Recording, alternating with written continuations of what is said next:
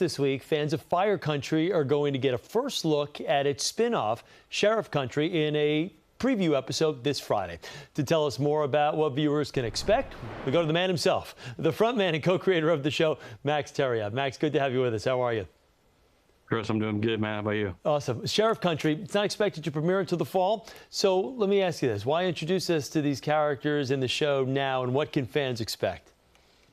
I think it's fun just to get a little flavor of the world. You know, a little taste of what to expect on our new show coming out in the fall, and you know, a little more into Sheriff Mickey Fox's backstory, a little bit of her family, and just kind of paint a little picture of the world and you know, what we're going to see in this other side of Edgewater that we haven't seen. Are you amazed when you kind of sit back and the popularity of Fire Country? Does it surprise you at all, or I don't say surprise you, but I mean it's got to be a tremendous feather in your cap to see that it's been received as well as it has.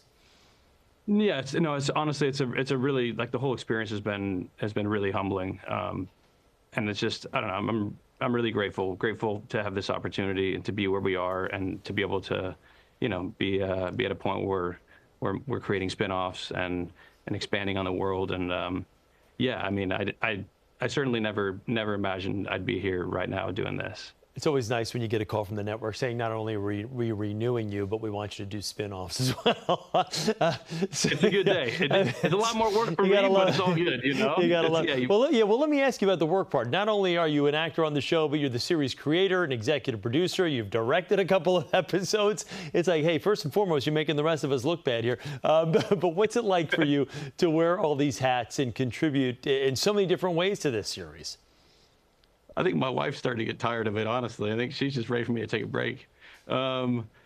It's fun. It's fun to really be involved on all these different levels, because I feel like I'm just so much more part of the overall, you know, outcome and the overall look of the show and feel and tone. And I don't know, man. You know, I've been pouring my heart into this for the last, like, honestly, 5 years now. Even, you know, pre-Fire Country.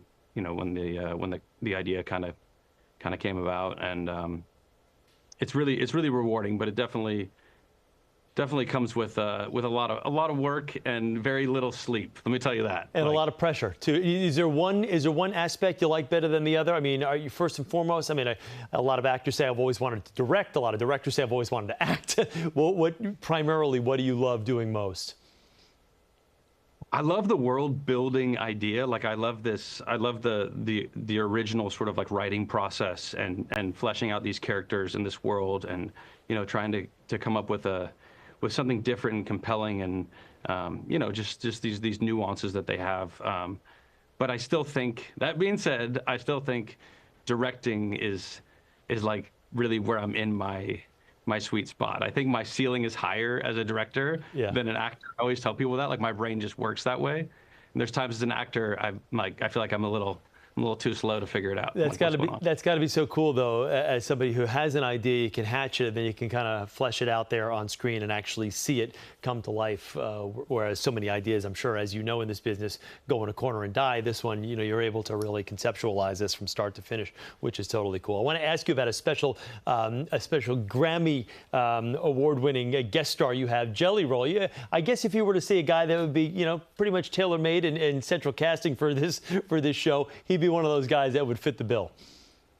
Yeah, Jelly Roll was awesome, man. Like, what an amazing experience having him on the show, and to have somebody who really lives their life promoting this idea and dedicates so much time to this idea of redemption and second chances, and, you know, and it's something that he's always speaking of, and obviously he's lived it, he's gone through it.